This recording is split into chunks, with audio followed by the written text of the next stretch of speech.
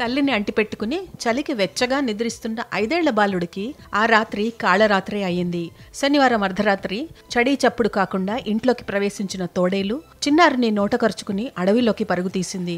ఆ అలికిడికి నిద్రలేచిన తల్లి గగ్గోలు పెట్టడంతో గ్రామస్తులు ఆ ప్రాంతాన్నంతా గాలించారు. అటవీ బృందాలు గ్రామానికి చేరుకుని డ్రోన్ కెమెరాలతో చిన్నారి జాడను వెతికాయి. శిక్షణ పొందిన షూటర్లు సైతం రంగంలోకి దిగారు. ఉత్తరప్రదేశ్లోని బహ్రైచ్ జిల్లా అటవీ ప్రాంత గ్రామాలలో గత ఏడాది సీన్ మళ్లీ రిపీట్ అయింది. ఉత్తరప్రదేశ్లో తోడేళ్ల దాడులు గ్రామస్తుల కంటి మీద కునుకు లేకుండా చేస్తున్నాయి. కిరణ్, సంతోష్ దంపతుల 4 నెలల సుభాష్ జాడ కూడా తెలియలేదు. ఈ గ్రామంలో 9 రోజుల వ్యవధిలో జరిగిన 3వ ఘటన ఇది. 3 నెలలుగా అంటే సెప్టెంబర్ నుంచి బహ్రైచ్ జిల్లా గ్రామాల్లో నరమాంస భక్షక తోడేళ్ల సమూహం దాడులు చేస్తున్నాయి. ఇప్పటి వరకు యూపీ గ్రామాలలో ఈ నరమాంస భక్షక తోడేళ్ల సమూహానికి 8 మంది చిన్నారులతో పాటు ఓ వృద్ధుడు బలయ్యాడు.